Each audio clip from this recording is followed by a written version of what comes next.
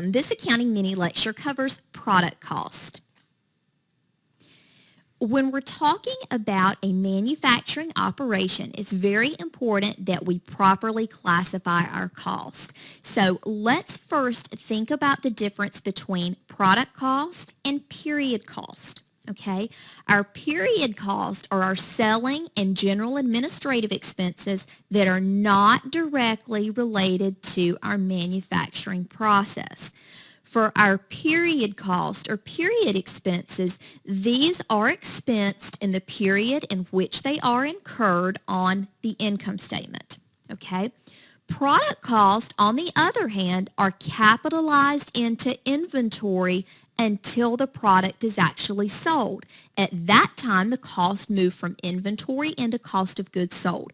Therefore, it's very important that we properly distinguish between our product cost and our period cost because it's going to make a difference where those costs end up on our financial statements, whether it's on the balance sheet, whether it's on the income statement, and also which period we see it on the income statement. So for the purposes of this lecture, we are going to focus on the three elements of product cost. We have three primary components within product cost. We have direct material, direct labor, and manufacturing overhead. And we're going to look at each of those three in just a bit more detail. Okay, direct materials. Direct material cost are the materials that are easily separated and traced to the manufacturing process of a specific job or a specific product. Here they show us an example of a bicycle. The steel frame would be an example of a direct material. As we can look at a bicycle and imagine, the steel frame is a fairly important component for that product. It's one where the cost is a substantial part of the total cost, and we can easily trace the amount of steel that we're using per bicycle back to the bicycles that we're manufacturing. Okay.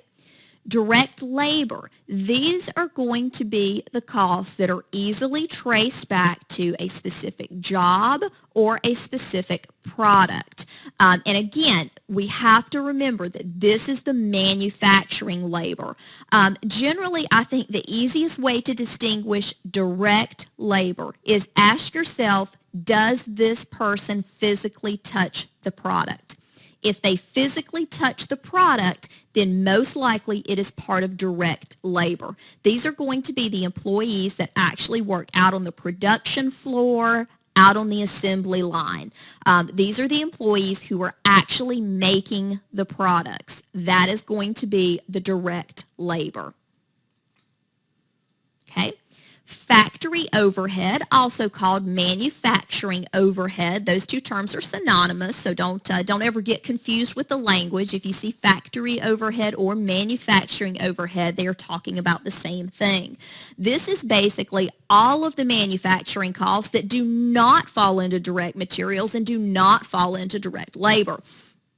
Some examples they give here, indirect materials might include cleaning supplies, or it could also include materials that are so inconsequential that it just doesn't make sense from a cost-benefit perspective to trace them back to a product.